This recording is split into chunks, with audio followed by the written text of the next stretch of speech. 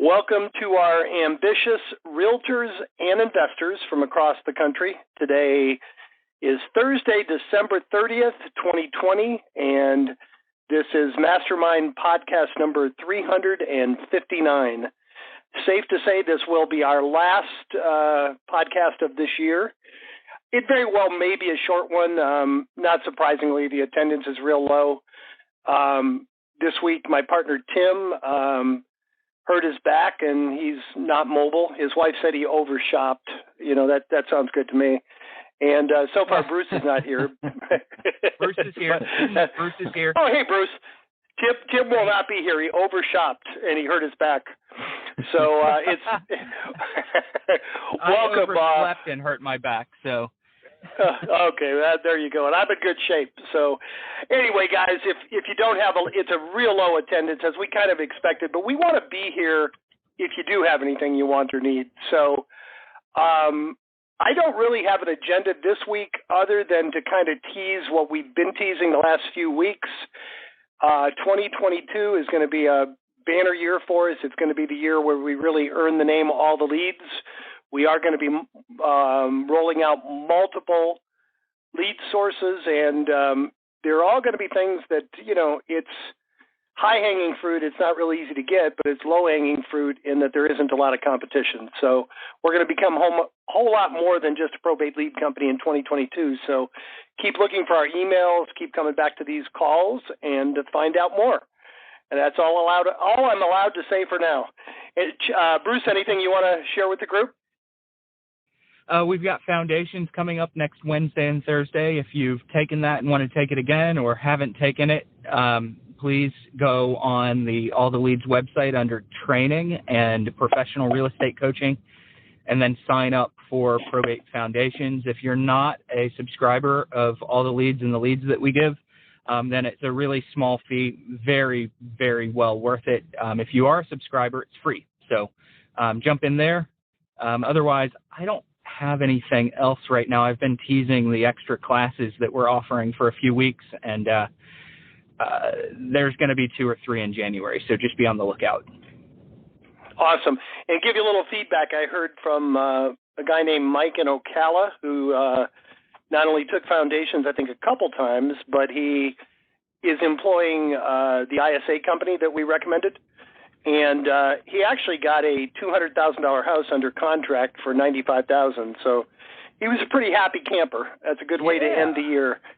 I don't think he's on the call. If he does, I think he said he couldn't be here. So I just wanted to share that with the group. And be honest with you, he said, I think he's been with the program for a couple months, and he said he was just about to get discouraged that the leads weren't panning out, and said, here, I put this deal together. He's closing today on it, and it'll definitely pay for the leads and the ISA service probably for years.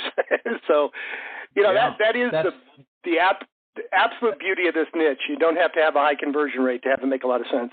Go ahead. I interrupted you. That's fantastic news because, you know, definitely we've been working with Mike, and, you know, different markets have different types of response rates, and, you know, it's also can be a little bit seasonal in what we do, but the key really comes down to consistency, and we stuck with it with the ISAs, and that's fantastic news. Thank you so much for sharing. Absolutely. I'm going to call him back. I'm doing a little coaching with him on, you know, I think he's supposed to close today on the, he just wanted to pick my brain a little bit on what to do and what not to do. But apparently it needs about 200,000, 220 house. It needs about 20 in repairs, and he got it for 95. So I think it's pretty safe to say he's going to make money on it either way, no matter how he does it. That is, Chucky, do you have anything else you'd like to add this week? Not directly. I think that, you know, in my conversations, speaking with people about the details of the ISA program, but also just as a reminder, we do have the free monthly strategy coaching calls. You have the opportunity if you have any concerns about accountability or want to really hone in on a specific strategy, you know, set the time on the training drop-down menu with the professional real estate coaching. It's right next to the registration button for the foundations class. So we're more than happy and more than willing to help continue to grow your business and, sharpen your approach to getting leads and getting deals done, just like Mike is doing today down in Ocala. So we're here for you. Don't forget that exists. We have the opportunity. We can touch base once per month, and we want to leverage that for accountability, or if you want to, look into additional strategies to expand your approach, that's what we're here for. Awesome. Like I said, we have a very low attendance. I think this is probably going to be a 15-minute call. It might be our shortest, but I'll give everybody a couple more minutes to jump in the queue. We've only got about a dozen people on the call. Everybody's already last week they were doing their Christmas shopping. This week they're planning their New Year's Eve party. I'm sure prematurely or on time anyway. Wish we could get them to make the calls as consistently. Bruce, this time of year, I'll let you just talk for a few minutes, and then we'll let everybody get back to work. We kind of knew this was going to be a short call, but I would just ask you to make a couple comments. It's probably the answer to this question is probably very obvious, but what is the biggest mistake agents tend to make, the last week of the year, the first couple of weeks going into the new year, and what should they do to make sure they get off 2022 to a strong start? Well, the perception of the public is what we're really combating this time of year, and the public, especially those that know real estate agents, and I realize that a lot of you guys are investors and wholesalers as well, so this kind of applies to all of us, but especially the agents. The public thinks that we just take the winter off, so in their mind, we've made all our money and we're just taking off. So I think that now is the time to talk about with your sphere of influence in your marketing on social media.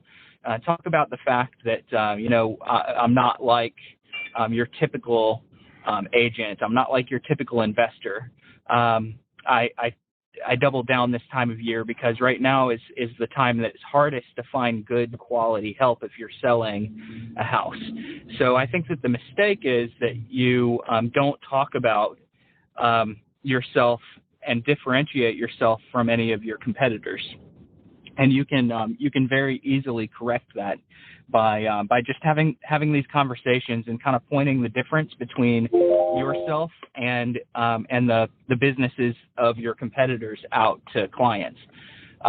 One of my best radio advertisements commercials that I ran several years ago pointed that out. It said, it's like November 15th. And that means one of a couple of things. It means that people are getting ready for the holidays, and it means that your real estate agent is probably getting ready to take the next 2 months off. If you want an agent that's going to work really hard for you, call me. And it just had an amazing response because it was the only time that a lot of the audience had heard that maybe other agents and other investors are just taking this time off, and these guys are different. Okay. Yep. So well said. Don't hide. Don't be a secret agent. Don't kind of assume that everybody is busy with their families and holidays, because a lot of times they are wanting to sell. They are wanting to do business this time of year, and nobody's really out there talking to them. So it's a time to grab some market share right now. That's my rambling, babbling answer. Excellent. One of my original mentors many years ago told me, figure out what everybody else is doing and do the opposite. And one thing that's consistent with your coaching, Bruce, and I hear you say over and over again, you don't need, and you shouldn't ever specifically run down or belittle a competitor, but what you're doing and making those kind of statements, you're generically comparing yourself to a lot of your competitors. This is, that's a positive way to show how different you are without have it to be negative to any one individual. So I think it's a perfect way to word it. And we do have one person in the queue. Eric is in the queue, phone number ending in 8511. Eric, I'm going to start with a bad joke and say you're the only one in the queue. Are we putting all our eggs in one basket? Yeah, I guess you are, aren't you? That's Eric's last name, by the way, Basket. So that's the inside joke. Okay. What can we do for you, Eric? Hey, guys. So been with you guys for quite some time now, still struggling with being consistent on the phones. Today, my goal is to call some people from not this 2020 November and then January, February, March of this year. I still have quite a few people in there that have not sold. It's been a while now. What would your script be to them, just out of curiosity? So how far back are these leads? November 2020, I still have about 30 or 40 in there that haven't listed, and then I have, January, February, March of 2021. Yeah, at this point, I'm probably not going to talk about the probate process when I call them. I'm going to kind of take a bit of a circle prospecting type of dialogue, which is, I'm just giving you a call. I'm working in such and such a neighborhood with some sellers and some buyers. And Eric, are you also a licensed agent? I know we've talked before, but I can't remember if you're agent, investor, or both. Just a realtor. Okay. All right. So you want to talk about working with buyers, sellers in the area. Have you considered? I was kind of looking for the person that owns 123 Main Street. I wanted to find out if you'd considered selling the property, and that's going to be the main dialogue that I have. I'm kind of leaving probate behind once it's more than a year ago, because odds are they're done with probate. So I don't think that there's a big point in hitting the probate drum. Chuck, Jim might disagree with me, and if you guys do, please chime in. No, I agree. When I work my old leads, I'll be very direct, and I think what you just said is, go right for the real estate. Because I'll just acknowledge, hey, I noticed a year ago you were the executor of an estate. You may have already sold it. Most people in your situation have, but just in case you haven't, do you still have real estate you want to sell? I mean, to me, the more direct approach at that point is more appreciated because, otherwise you get a sarcastic comment like, yeah, I had it a year ago. Where were you then? And if you head that off by just addressing the fact that that it was a year ago and you're still calling because, you may have taken care of it, but you find that a lot of people, for one reason or another, they haven't. So just reaching out to see if you still had real estate you wanted to sell and if I could help. I'd just start with a generic question like that.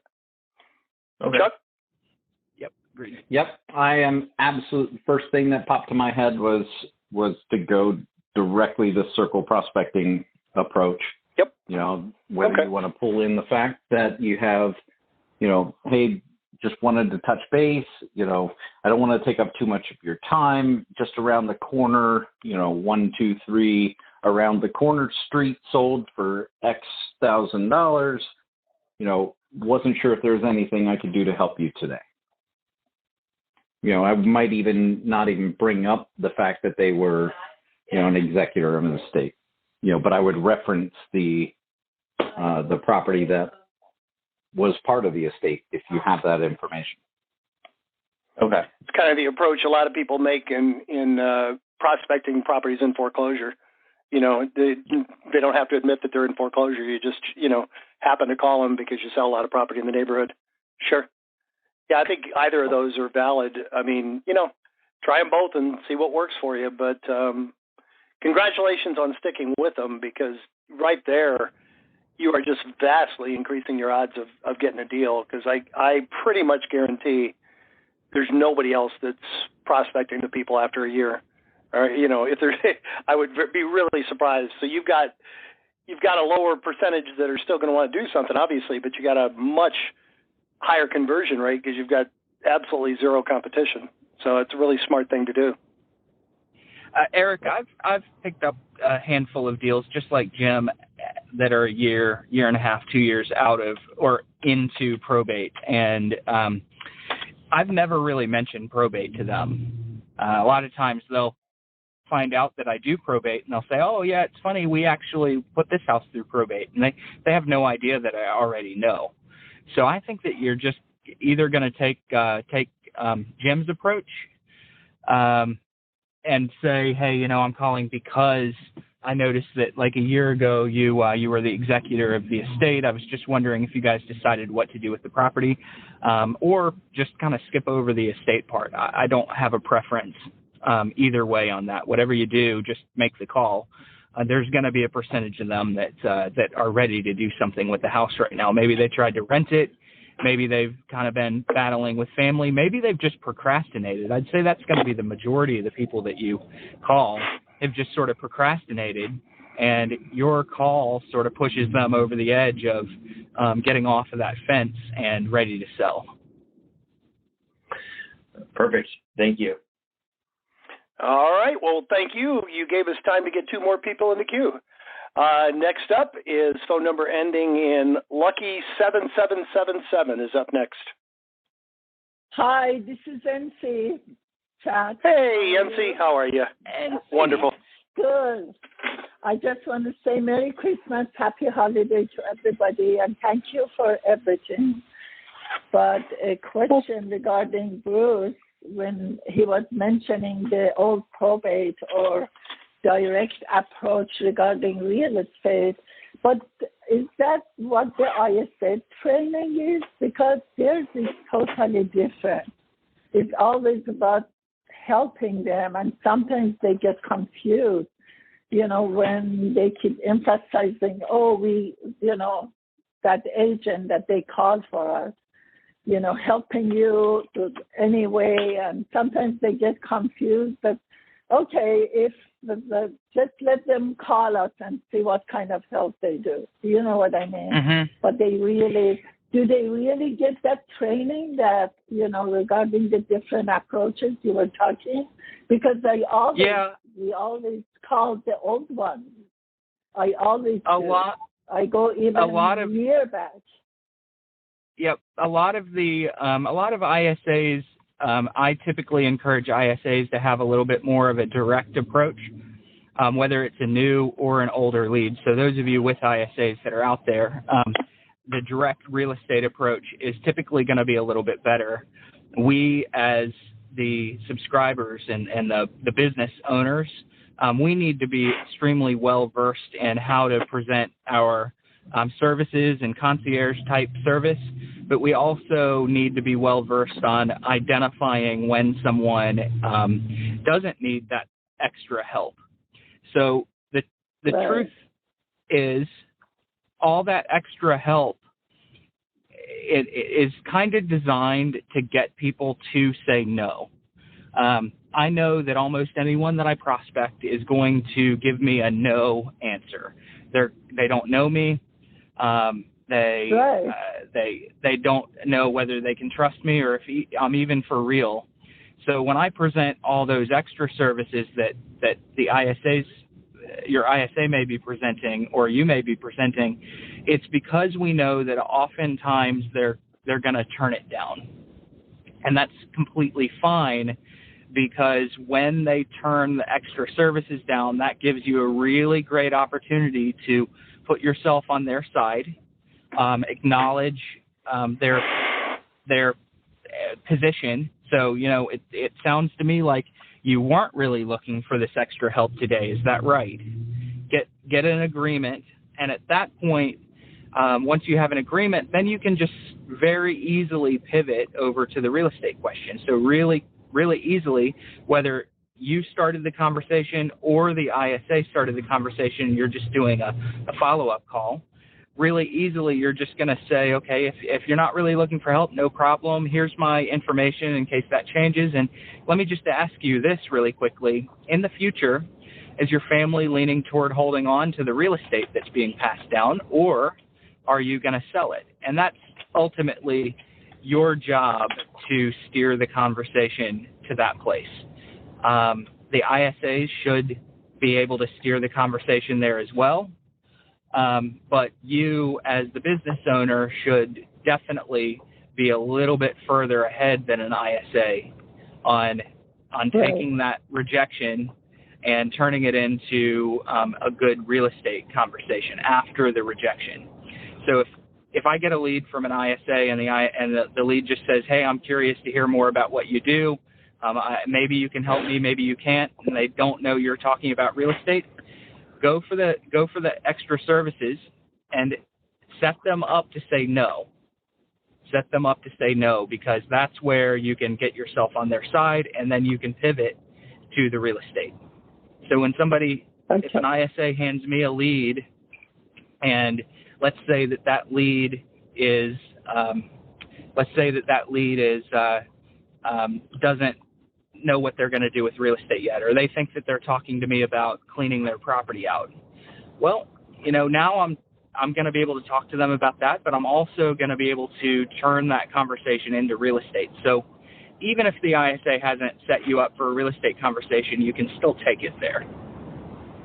All right. Okay, thank you so much. Thank you, NC. I scolded y'all too soon, because all of a sudden we've got a bunch of people on the call and a bunch of people in the queue. Thank you. Good job finishing the year strong. I knew you guys had come through. Next up is phone number ending in 4917. You're up next. Okay. Hello. Can you hear me? Yes, sir. Dwayne Olson with eXp Realty. For reference, I'm outside of Hagerstown, Maryland. I'm in Washington County. Would you say? Okay. Can you hear me? I'm not. Yeah, we can hear you loud and clear. Sorry. Go ahead. Sounds like it's breaking up on your end, so that's why I'm asking. No, we can hear you fine. Got about 3 or 4 second delay between our responses, I guess. I'm interested to know if what the general process is for you getting these leads. How do you accumulate them? What goes on there in that process? Yeah. Tim, that's Tim's end of it. You want to take that, Tim? He's on now. Yeah, maybe he's not. Maybe he's not on. He was on. He was off. Go ahead, Bruce. You start to answer. I'm on. I got it. I just had to get myself unmuted. Okay. What do you mean more specifically? What are you asking? How do we get the leads? Is that your question? Yeah, I see that you're in a lot of states, you're in a lot of counties, and that it may change from one to the other. I'm in Washington County, Maryland. I know where the office is, Register of Wills and so on. So how is it that you get the leads? What is your process for doing so? Well, I mean, we've been doing this for a long time. It depends on the market, depends on the courthouse. It depends on a number of things, depending on how we can best source the data to get a starting point. So in most cases, we began by literally having people go to the courthouse, look the records up, and, in the starting point of this, physically transcribe the records laboriously by hand. And that's where we began with this. Over time, some of that is migrated to electronic collection, but we only look at that as a starting point. Once we get the lead in-house, we put our data through about 30, at last count, it was 32 different steps to what we refer to as purify and augment the data. We make sure that it's deliverable based on the Postal Service. We make sure it's deliverable based on 2 other services that we look at. We augment it with the phone numbers for anyone that we can find that shows a relationship to the personal representative in addition to the personal representative. We run all of that through the do not call list so we know who's on that. We also look at a number of other different factors in the data itself to just make sure that it's as accurate as possible before we deliver it to you. And at the very end of it, we may find that we still don't have enough data on the leads themselves, and then we go back to hand searching on the skip trace side to get the same data that we would try to get electronically. So, I mean, it's a number of steps that we put through it. It's not just sitting down and, trotting into the courthouse and walking out with the prize. Does that help? It does help, yeah.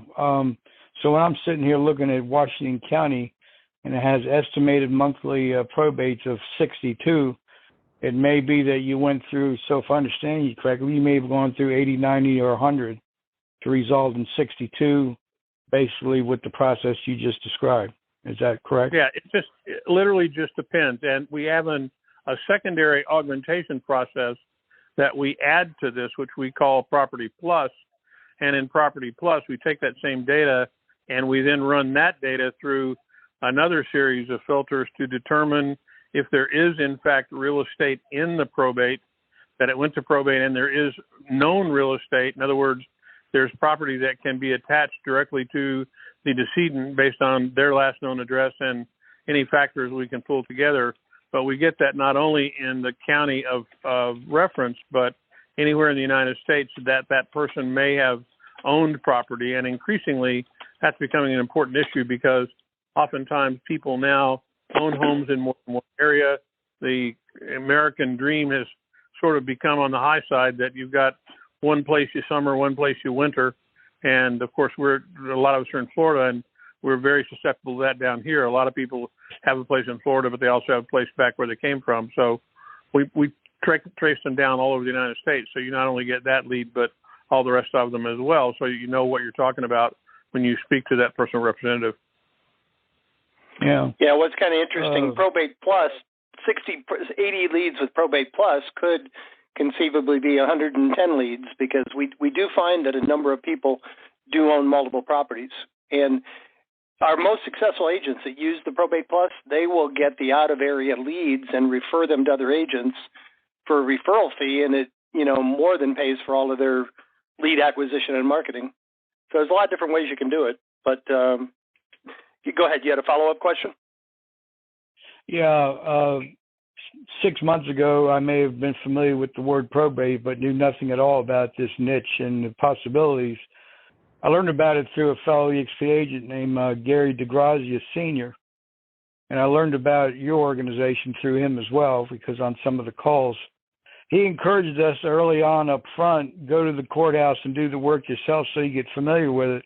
But if you find that it doesn't work, then all the leads is a place he highly recommended you people. So that's why I'm on this call now. I don't know how familiar you are with that name or anybody on the call, but I went in on our workplace page this morning to look up some information and saw that Gary Sr. himself just passed away a few days ago, which was a shock to me. Only about sorry to hear that. Yeah, wow. His son Gary Jr. is going to continue with the business, but so that's why I'm here because I live probably 8 or 10 miles from the courthouse. I've been up there a couple times, but I see the steps I have to go through to get there. And as you go in the winter, I don't know where you all are, but I'm, in this part of the country, you got winter weather and so forth. And I can see the advantage to have things come through. We're in Florida. The temperatures have dropped down into the high 70s. It's, it's terrible. Yeah, I feel real sorry for you. It's only 84. Yeah, we're going to have 84 on New Year's. It is crazy. What's your first name again? I'm sorry, I missed it when you started. That's all right. Yeah, Dwayne, D-U-A-N-E, Dwayne. Okay, Dwayne. Yeah, we appreciate, I think Gary is one of our longtime affiliates, and we very much appreciate them referring people to us, and we're sorry to hear about his passing. It sounds like a good place for you to go from here, Dwayne. I could have after the call, I could have one of our account representatives reach out to you and just kind of walk you, in 5 or 10 minutes, step by step through the process, and you could take a look at how many leads you're getting in Washington County. They could give you a breakdown on the costs for the leads and our services. Do you want me to have somebody reach out to you, or have you done that already? I have had one conversation with someone. I think her name is Darcy. Yep. She's great. So I have that. Okay. And we talked about it. We talked about the cost, which is up there, at least for me. Mm-hmm. And, getting off the ground and getting started. I certainly recognize the niche. It's very appealing to me. And myself and my age, I think I could. Let me make a point to you, Dwayne, and this is the key element. And not for anything else, but you mentioned that, you're kind of you follow the coaching program or the recommendation of the fellow that you spoke of. And The only thing I'd tell you is this. We say the same thing to everybody. It's good to know what the process is in your county, but you have to take a look at what your time is worth. And, the value of working with us, having us provide this data for you, you're getting the best information that you can possibly get in regard to probate, and you can instantly do the work that you need to do to make money. You're not making money at the courthouse. You're making money talking and communicating with prospective people.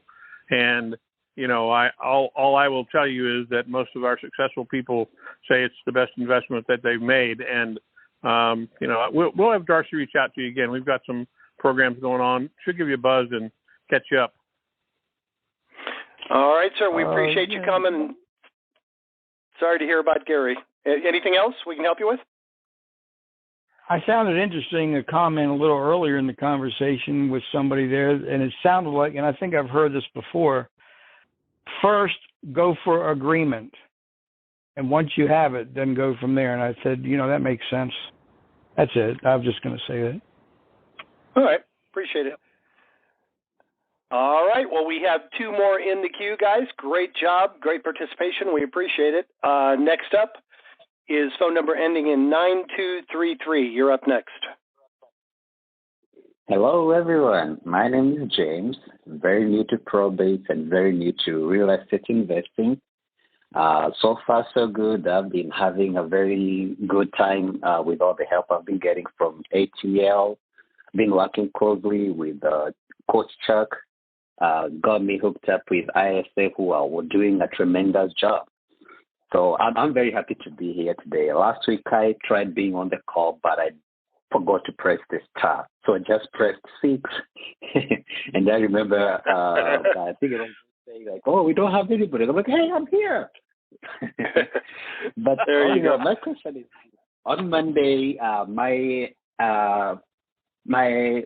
ISA started doing the calls, and it went very well because they were able to get a very, very good motivated seller, and they just wanted us to reach out to them since they didn't have that much time to talk to my ISA very well. So I called them back. I did the follow-up call yesterday, and the much the thing that they wanted was to know exactly what we do. So I explained everything what we were able to do, and they told me that they are still in that phase where they are talking as a family, and they really want to get our details so that when it comes to a time when they will need my services, they will be able to approach us.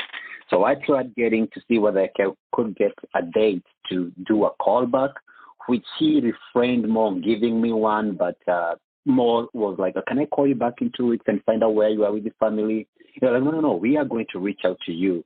And with what I've been listening today, I had where I think it's Bruce who said that, no, I think it's Tim who said that the best thing to do at times, you can call them and circle back and tell them, okay, I know that we had talked about, I know you don't have maybe enough time to do this, or how should I really approach them in future, since they really didn't give me that. And they sound like very motivated. They are still in that stage where they're talking as a family.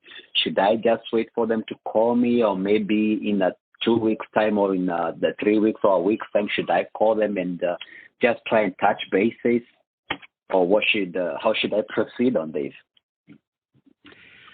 I'll take that one. Go ahead, Chuck. You go first.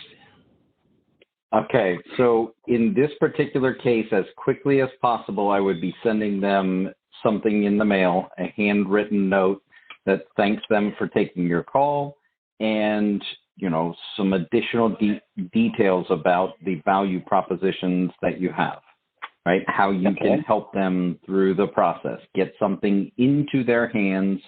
So with whether you have a business card or something that you get that into their hands. I wouldn't call them I wouldn't call them right away as a follow-up, but some way to touch them without it being, well, we told the guy we were going to call him back. Well, you want to get something in their hands as a follow-up, and direct mail would be ideal for that. Awesome. That's a very good answer. And actually, I love that one. Thank you. Totally agree with Chuck. You want some kind of a valuable mail piece to be able to put in their hands. I'm going to go a little bit. I'm going to take a step back to the question that you asked that got that response. What we want to do is we want to think of the questions that are going to get yes, no type answers. And if you are not okay with the answer of no, then don't ask that type of question. Don't ask that question. So I'm not okay if someone says, no, we'll call you. I need to be in control of that follow-up. So I never, ever ask, is it okay if I call you back in 2 weeks, in 3 weeks? I don't ask that because they might say no, and that really puts me in a bit of a bind. Okay? So that in the future, just don't say, hey, can I call you back in 2 weeks? What I would do is say, hey, do you mind if I follow up with you? Can I give you my name and number? And that's kind of two questions in one, but it really gives them the latter question for their mind, for their brain to hang on to. Yeah, of course you can give me your name and number. And they kind of give you a blanket answer to both you giving the name and number and following up with them. So in the future, if you're going to ask if you can follow up, pin on the question, can I give you my name and number to the end of that, so that they kind of give you a yes answer to both of those questions at the same time. All right. Yeah, actually, I think it was kind of that way since before I even got over the phone. He's the one who was asking for everything about all my details. So with all my contact information, he really insisted on getting everything. And the good thing, I could hear him typing it out or writing it out. And that made me know that it's true that they were really serious taking all my details. So it's only that I didn't know. But I really love the direct mail approach and the more open-ended appointment seeking time. Yep. Yes, open-ended, and then to piggyback on Chuck, is you want to have some valuable pieces. So maybe a five-step process for going through probate, or what to do first. What if you have real estate? What do you want to handle first, second, and third? So think through that process and put things like that in their hands, either via email or in their mailbox. And then I would follow up with a text and say, hey, you know what? I sent you a letter that has 3 of your next steps that you want to take care of, or I sent you a letter with my accountants. They work wonders on helping you with capital gains taxes when you've inherited an estate. Just anything that you can connect someone with or educate someone on, and then follow it up with a phone call or a text just saying, hey, I sent this to you. Did you get it? And James, I'm sure you realize we can do the mail for you, whether it's the initial mail or a follow-up campaign. If we've got some pretty good examples of unique pieces that you can send out. So if you need help with that, just reach out to our mailbox motivator people, and if you need some tips on what to send. Awesome. Okay. I'll actually be getting in touch with the team over there to see what I can get set up. And thank you very much. All right. Thank you, sir. Appreciate it. We have 2 more in the queue, guys. Great job. Next up is phone number ending in 7428. You're up next. Excuse me. Hey, guys. Just wanted to jump on here real quick. I came across Can you, if you're on a Bluetooth, could you double check to make sure that it's down near your mouth? I can't hear anything. I'm not sure about everybody else, but I can barely hear you. Oh, sure. Sorry about that. Is this better? Much better. Yep. All right. Sorry about that. Thanks for letting me know. Yeah, I was just calling in to had an unusual here. I've got it was a vacant turned into a probate-esque, I guess, type of lead, and the son is down in New Mexico. I'm in Colorado here, and his mom owns a place that's been vacant for years, but she's in a nursing home, and apparently Medicaid's paying for the assisted living situation, and the property actually went out of her name via a tax treasurer's deed, but it turns out they were able to get that back, and so now it's come into her name again, and he's all worried about Medicaid stop paying as soon as they get wind of this being in her name, and was just curious to get your guys' thoughts on that whole situation.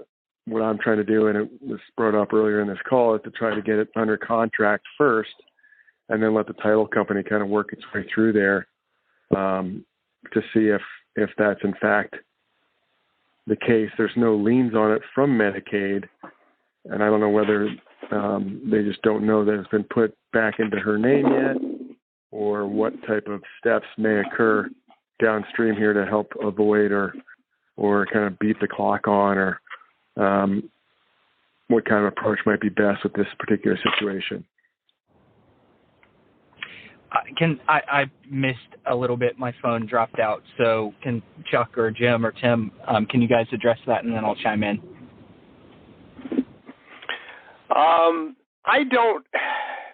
It's a tough area, because if she made an agreement with Medicaid and they've attached the property, there's probably nothing you can do about it. But you're saying that hasn't happened yet, right? Well, apparently when they started the Medicaid covering the assisted living, she didn't have any assets. Now she has an asset that's come back into her name after they fought this treasurer's deed because state statute allowed. I would say the best thing is go back in time and get a good estate attorney ahead of time, but it's a little bit too late for that. Yeah. Even in the process of getting the property back, they should have had a game plan. Yeah, boy, I would. It's a touchy area, because we don't ever want to advise you to do something that could be construed as fraud, and I don't really know what the law is or what the implications are. But I would certainly think it would. I mean, it is. How much equity is in the property? Oh, it's free and clear. And what's it worth? Well, it's just dirt value, but that's still probably, I'm guessing, around 100 to 150. And do you have any idea how much the potential Medicaid lien could be? That I do not know. Because it literally could be. I mean, medical bills add up quickly, and healthcare adds up quickly. So it could be the difference. Acting quickly could be the difference for her between getting nothing or $150,000. I mean, that's a significant difference. If it was me, I would probably immediately tell the executor to contact an attorney. I mean, if the probate attorney would be a good place to start. And the funny thing and is, maybe she's still alive. She's not even incapacitated. Oh, okay, I got it. So contact. He had mentioned that he was waiting on the probate court to get back to him about something, but I don't even think that's. No, probate court doesn't apply if they're still alive. Right. Well, I would be. Go ahead. Here's the other question I was going to ask: is that for them to achieve any funds out of it to begin with, it's got to get sold. So if they've got a lien on it, that's fine. I think one of the things you need to find out is certainly the value of the lien, but what are the conditions of sale and what conditions have they put on it? If basically they're just looking for it to get sold so they can get their money, you're still probably in the right place at the right time. You're just, basically the proceeds are not necessarily all going to go to her, but your role in this is to convert that into money for them, whoever is going to benefit from it. So whether it's in her name or leaned out, regardless of that gets settled at closing, as does what happens to you in the transaction. You just need to find out what that lien is and what the conditions of the lien are, and step right in and, ask as many questions as you can. And there's got to be documentation if they put a lien on it. Somebody's got paperwork that says what that represents. Yeah, they don't know.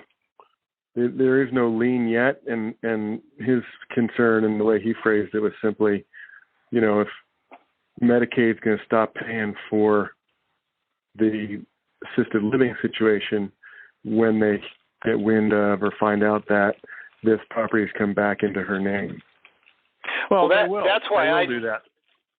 Yeah, right. And I agree with everything Tim said, but that's why if it were me, if it was one of my relatives, I would instantly call an attorney and just find out, is it ethical to put it in a trust now before that lien takes effect? It may or may not be. I don't know what the legal aspects of it, but a good attorney could possibly, if there's an ethical legal way to do it, could protect that lien from ever having attached to the property. Right. So I would. That'd be the first thing I'd want to know. Yeah. So I mean, you'd be doing her a huge favor if if you could recommend somebody or just strongly suggest that she do that, because you can set up a trust, and my attorney has set up trusts in 20 minutes. You can sit down, write up a trust, and electronically transfer the deed, and all of a sudden it's immune. You just got to make sure that an attorney does it. You don't want to be accused of fraud. If an attorney does it and he says it's okay, you're good. If it isn't, and it just go ahead, Tim. How again did it come into her possession after she'd already gone on Medicare, Medicaid? How did it come in to her possession? She inherited it. Is that correct? No, she basically, they fought a tax lien that was redeemed for the tax treasurer's deed that was issued in the lien holder's name for the tax lien, but state statute, they followed the process and were able to void that treasurer's lien, thereby going back into her name. So basically, it's not a family asset; it's an asset they purchased. No, so she owned it. She didn't pay taxes on it. A tax lien was sold at the county.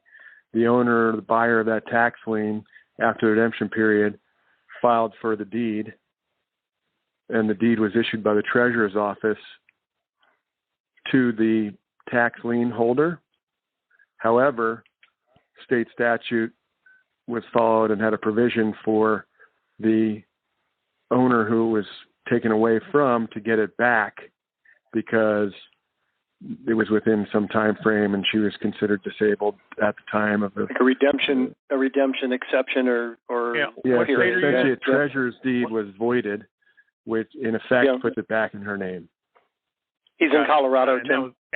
That's right. Yeah. So that's after the fact, after she had already gone on to Medicaid, then they gave it back to her based on the state going, they redeemed it back, right? Essentially, yeah. Yeah, I mean, what Jim said is correct. Just go get with the attorney and say, hey, let's see what we can do to get this thing free and clear, and then quickly get it sold, and then let them worry about the money. Right. And only time is going to make it worse, probably. Good job. I can't think of a higher service you could provide to somebody who's going to need the money to, not only for the heirs eventually, but for the woman now for her care. And well, and even if it's going to go to Medicare or Medicaid, and they are going to lien it and take the majority of it or all of it, again, it's still got to get sold, and she owns it. So they are the people that you've got to deal with from the asset standpoint.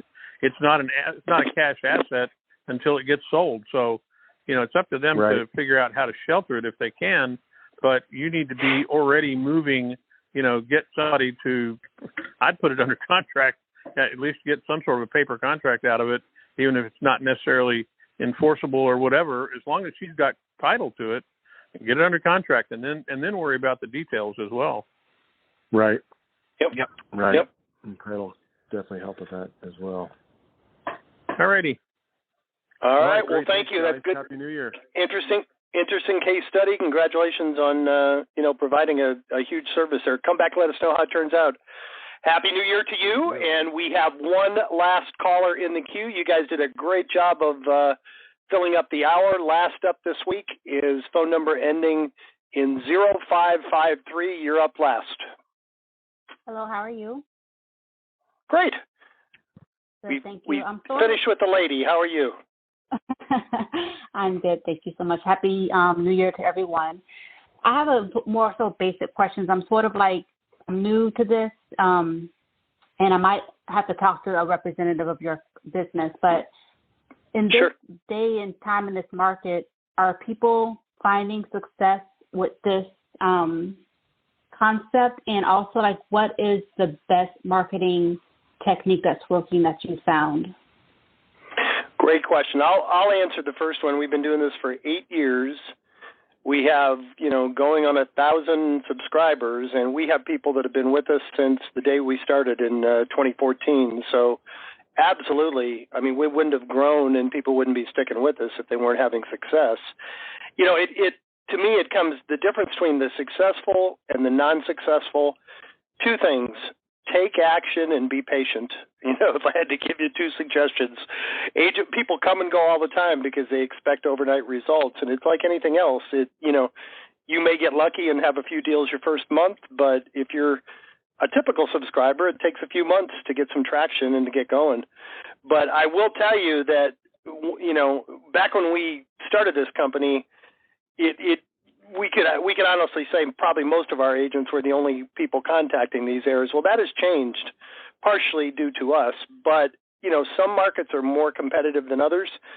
But one thing that still hasn't changed, it is way less competitive than almost any other lead source. I promise you these people are not getting as many calls as the FSBOs and expireds in your market. So it's a unique niche. The motivation is there. With the FSBOs, sometimes they just want to sell. They don't have to sell. With these, the vast majority of them have to sell. And regardless of how competitive or not your market is, you're certainly going to have few less competitors than you would with almost any other lead source. And what's your first name? Donna.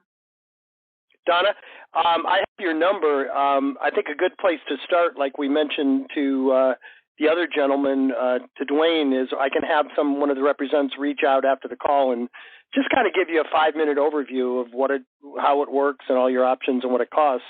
You want me to do that? That'd be perfect. Yes, that'd be perfect. Okay, great. Any other questions, and do my partners have any other comments? Yeah. So I think you. I'll go that. Okay. So the question on what type of marketing works best. There's a lot of marketing, so I'm going to divide it between marketing and prospecting, and you should be doing both. But if you're going to err on the side of only doing one thing, do the prospecting. Pick the phone up and call the leads. If you're going to err on the side of not having a holistic business, because phone calls will definitely generate business for you. It will definitely help you identify who your immediate, midterm, and long-term prospects are. And then last, don't let go of them once you have them. I would say that 90% of everyone that I've done business with in probate has been have turned out to be referral partners and multiple transaction partners. So make the phone calls. The biggest thing from the marketing side of things that you want to pay attention to is your marketing lasting long enough? So the average family that inherits property or is going through probate, they're going to take 4 to 7 months to get ready to sell a house. So if you're going to add marketing in on top of your prospecting, don't market for 2 months and quit, because you'll quit before they're really in that selling mindset. They're still in the process mindset in the first month or two. That 4th, 5th, 6th month, that's where the process is kind of under control, and now it's time to sell a house for the majority of these heirs. Okay, so I was a registered nurse. I'm trying to transition into real estate. So honestly, I'm not like a cold calling kind of person. Do you think I should probably not pursue this, or like what options do I have? Because I'm just not comfortable with that sort of thing. Gotcha. Are you comfortable with a cold call if you're offering something that's of value without risk of somebody cussing you out? Or are you not comfortable? Is it the fear of getting cussed out, or is it the fear of just talking to someone who's a stranger? I talk to strangers very well. So that's not the problem. I think it's more so feeling like I'm calling this person who doesn't know that they even want my service, and so I feel like I might be bugging people who don't want to be talking to people, don't want to be people calling them. So that's kind of what is my hesitation. Well, you're certainly going to get a few people that don't want to be bothered, and that's why it's really important that you have your opening spiel down really well. And if you have that down really well, and if it's offering a service that they literally don't know exists, then I don't want to say the worst thing that can happen, but generally the worst thing that could happen is they say, no, I'm not really interested. And if you come through Probate Foundations with me, you'll learn that is my goal. I want people to say, no, I'm not really interested in those services, because that just gives me an opportunity to get on their side. And at that point, once you're on their side, you start with it from a place of agreement that they don't want the extra services that you're offering. Then you can take that conversation really anywhere that you want, because you guys are in agreement and you're not combating them. So a lot of people's fear on the phone is typically because they don't know what to say. And we can fix that. We can fix that really, really easily. We can get you exactly what to say in a way that's comfortable for you. And at that point, it just becomes a matter of discipline. And so the person who will call me today will help me understand what Probate Foundations is, because this is my first Q&A. Yes. Okay. Yeah, and one thing they'll also explain to you, Donna, is even if you're going to be really disciplined at making the calls, at making the calls, you still will get and should do some business from and should do mail also. And if you're just afraid of making the calls, and regardless of the training you go through, you're still not comfortable, we do have people that'll do those for you. So they'll give you, the person that's going to call you will give you all of your options. But make it a multi-level campaign. Send mail, and then either call yourself or have somebody call for you. If you do that, you'll get a good return on your investment. Awesome. Thank you so much. I appreciate it. Have a all right. Thank you. Great way to end the call, guys. I want to thank each and every. It turned out to be a great call, great participation, great turnout. So you proved me wrong when I said about everybody partying early for New Year's. That was not the case. I want to thank each and every one of you for being here this week and each and every week. I want to thank particularly the 6 people that actively participated. I want to challenge each of you, over the holiday weekend, between now and next Thursday, take one idea, one thing that inspired you on this call, go out and put it into practice, and please come back next Thursday and share the results with the group. Have a happy New Year, everybody. Be safe, have fun, and we will talk to you the same time next Thursday. Take care.